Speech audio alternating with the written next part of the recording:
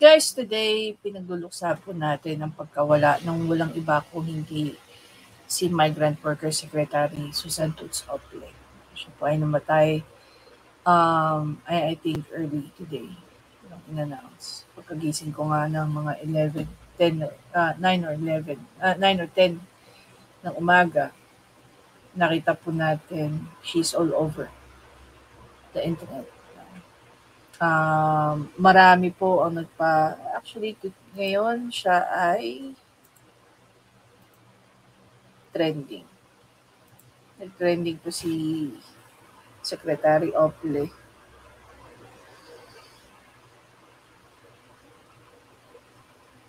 Ayan. Trending nga po si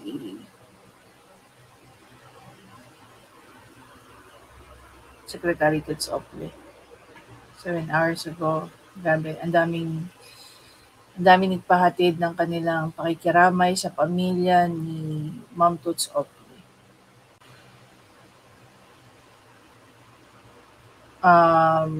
Attorney Acosta, South Chief,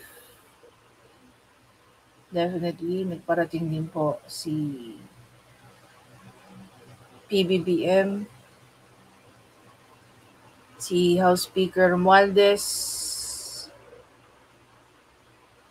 Marami po ang Senate. Senator Tolentino had said, today is a sad day for all our laborers and OFWs on the death of a dear friend, not just to me, but to the Filipino people, Secretary Toots Ople. She was a wonderful woman with a big heart for our OFWs. We pray for her family and we pray for the eternal peace and rest of her soul. Thank you, ladies and gentlemen. Session suspended. Ayan. So, if we're going to look back, marami po nagtatanong, ano ba ang naging cause of death? Ayon po kay Wikipedia, Ople was diagnosed with breast cancer, which caused her to delay considering her appointment to Marcos cabinet. And nakapagsona pa po siya. And after that, she took a medical leave and she died because of complication ng kanyang cancer. So nobody knows about her cancer. I wasn't aware of it. One of her longest advocacy po ay talaga naman about sa OFW. Apakatagal na po. Back in 2004 to 2006, siya po ay naging undersecretary ng labor under kay PGMA. At sinubukan niya rin po tumakbo bilang senador back in 2010. Siya po ay anak ni Blas Ople, youngest of 7 children. Si Susana Vasquez. Ayan. So kung babalikan nga natin dito, kanyang naging appointment. So between Raffy Tulfo as the chairman ng committee diyan sa migrant worker inside Senate, pagdating po sa usapin ng OFW, si Secretary Ople po ang champion. Walang TV, walang pinapahiya, walang kahit ano. She was actually working behind the camera. Wala po siyang kailangan na programa para tulungan ng mga migrant worker. Pero nung pumasok sa eksena si Raffy Tulfo, magta-throwback tayo ng konti. Bakit ba naging paborito ni Idol Raffy si Secretary Toots Ople? No? Dito nagsimula ang kanilang pagiging magpaborito.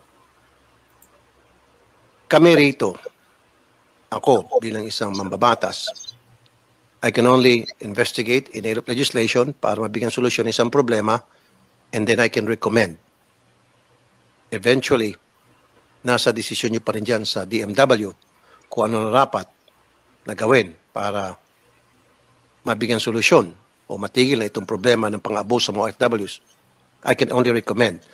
It's unfortunate na hindi kami magkatugma ng boss mo, Secretary Toots Ople.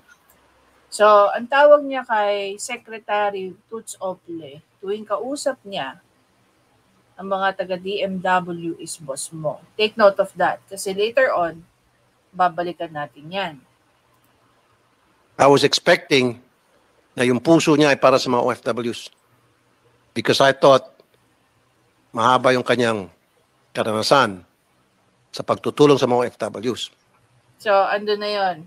Sinabi niya dito na mahaba ang karanasan ni Secretary Toots Ople, which is totoo naman.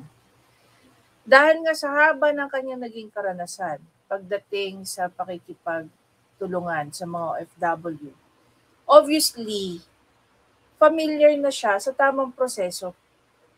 Tama ba? Familiar na siya kung ano yung dapat niyang gawin. Politically, no? Administrative, at kung ano-ano pa. Na yung mga ganitong bagay, hindi dinadaan sa bara-bara lang. As a result of this, ano ang nangyari sa Kuwait? Gaya na rin na nabanggit ko sa previous kong mga vlogs. Isang article na nabasa ko. Hindi natin yung makikita dito sa Pilipinas. Kasi yung article na yon is based po sa Middle East.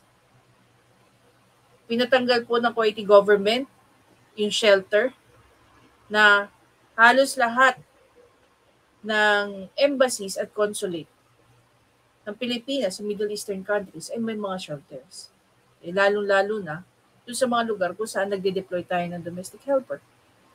Bukod tangi ang Kuwait na nagpatanggal ng shelter. That's one. Number two, nagpa-deport po ang Kuwaiti government ng mga Filipinos na walang papel. Number three, kinulong po nila yung iba.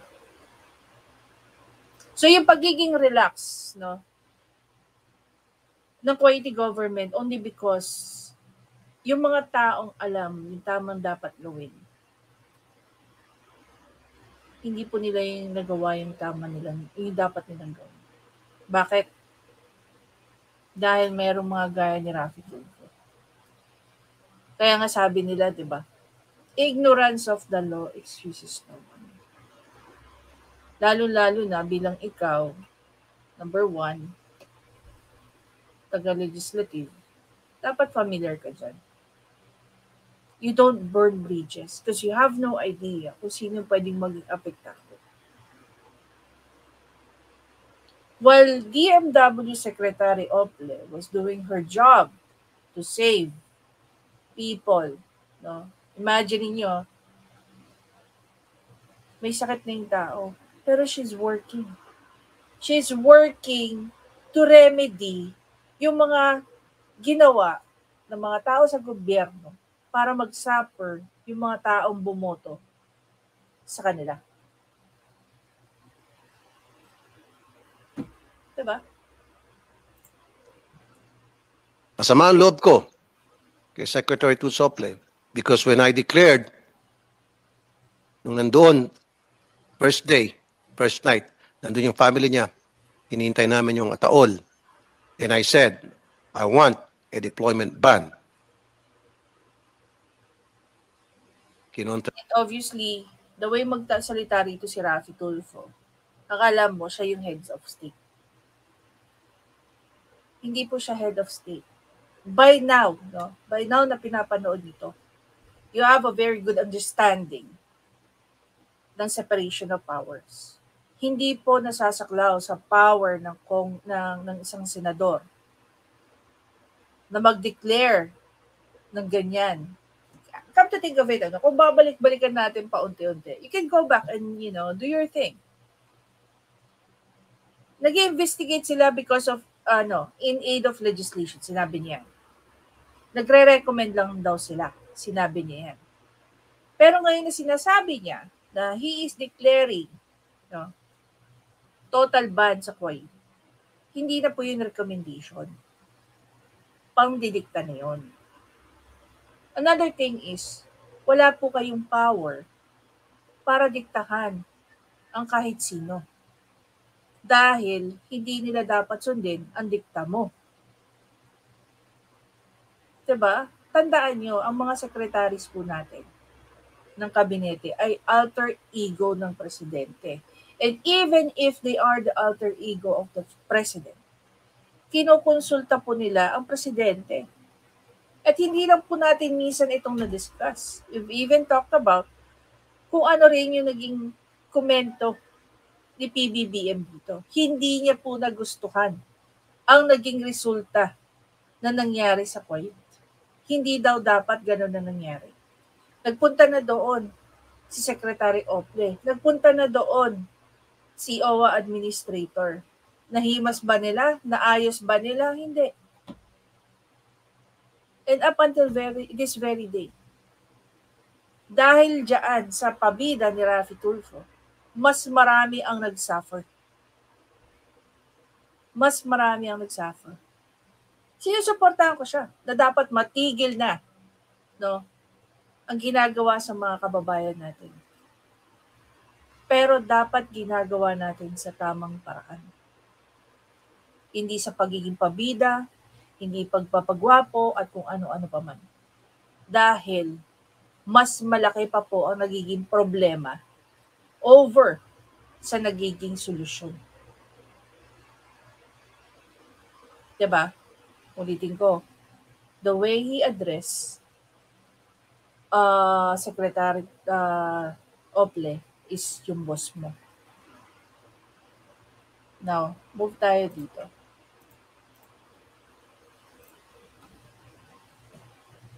For sure, naalala niyo tong video ko na to. Diba?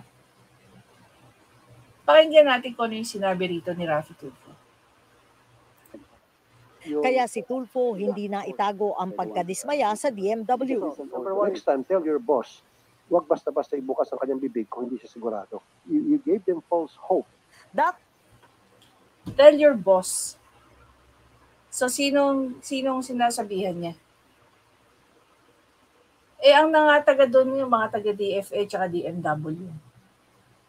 Unang-una sa lahat, balik tayo. Asan yun?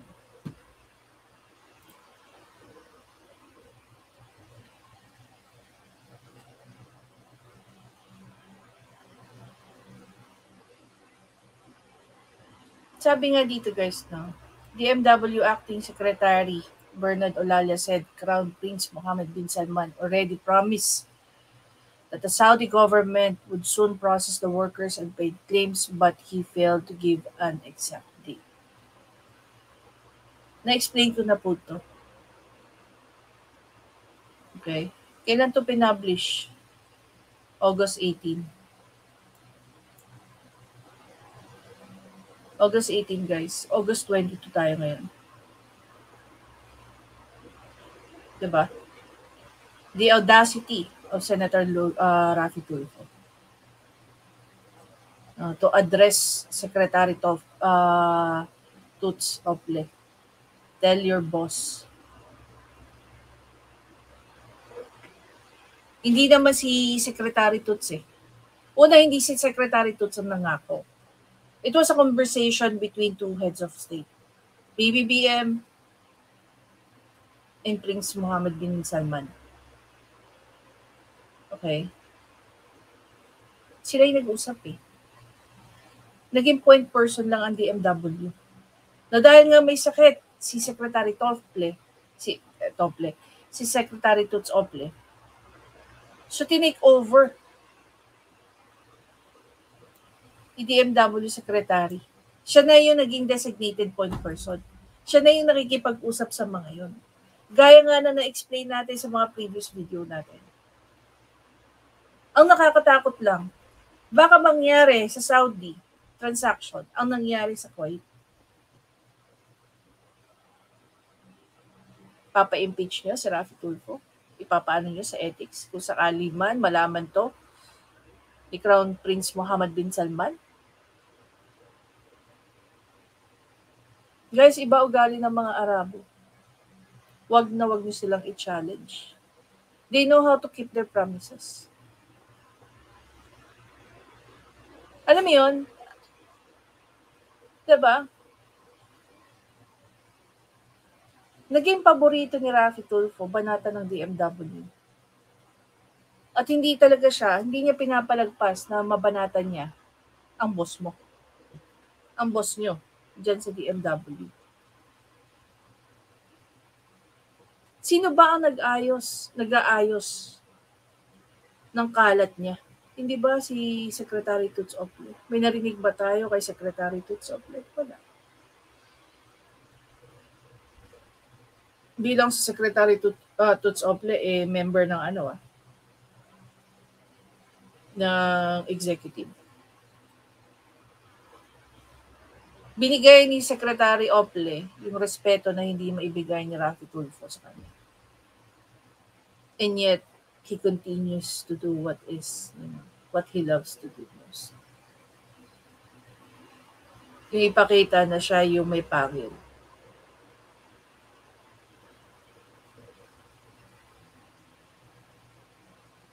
May mga taong papatol kay Raffy Tulfo. That's very sure. Ang nakakatakot lang, pag pinatulan si Raffy Tulfo, may mga tao rin na definitely napapahamak.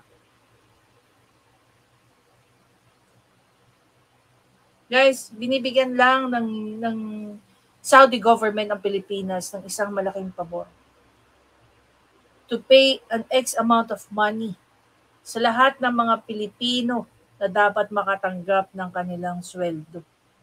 Gobyerno na po ng Saudi ang nag-initiate, nagbigay ng initiative. Hindi po iyon cargo ng Saudi government because the projects kung saan nagtrabaho itong 10,000 na to, which by the way, there's roughly 14,000 now. I mean, meron daw yata na dagdag na 4,000 dahil yung iba doon ay mga Saudi national. I'm not really sure 100% kung totoo yun. But definitely, nag-increase daw sa 14,000 yung 10,000 na identified. Ang gaya na rin ng sinabi ko, hindi naman po pare-pareho ang matatanggap niyan. Definitely, yung mga yan, magkakaiba rin ang range ng sahod. Kasi yun nga yung ibibigay ng Saudi. Maibalik sa kanila o maibigay sa kanila yung sahod na hindi nila natanggap. Diba? Tapos gusto mo ora-orada. Ang daming dadaanan yan dahil pera na ng gobyerno ng Saudi ang inilalabas nila. Gobyerno ng Saudi na walang kinalaman sa mga companies, private companies, na hindi nagbayad ng sahod ng mga OFWs natin. Imbis na magpasalamat tayo, ginaganito ni Raffy Tulfo. Minsan yung pagbuka ng bunganga ni Raffy Tulfo nakakatakot. Hindi mo alam kung maganda ba magiging resulta o magiging disaster.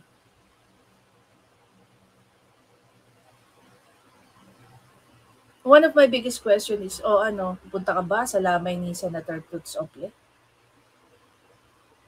Dahil nung nabubuhay siya, paborito mo siyang batikusin.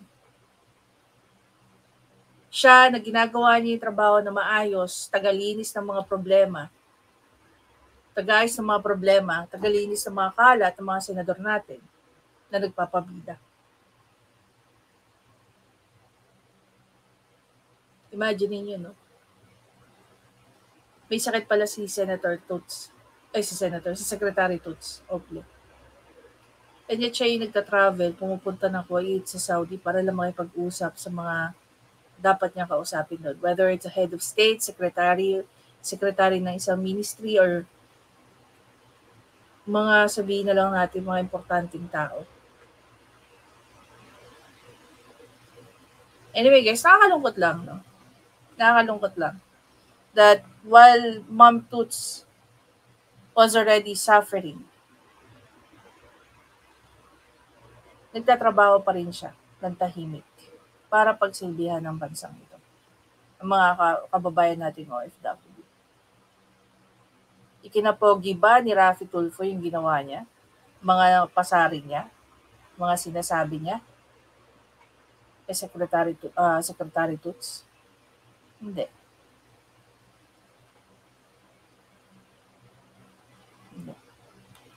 Anyway guys, again, I'm sure meron din ngayong mga komento tungkol dyan. Ngayon, pinaparating lang natin sa pamilya Ople Vasquez ang ating pakikiramay sa pagkawala ni Secretary Tito Sople. Isa siya sa pinakamagaling na sekretary ni PBBM. At talaga naman, almost buong buhay niya, dinedicate niya ang pagsilbi sa mga OFWs natin. Anyway guys, again, maraming salamat sa panonood. Please don't forget to subscribe, like, and comment. Share nyo na rin guys. And I hope, parating nyo sa pamilya Ople ang inyong pakikiramay, lalong-lalo na po sa mga OFW.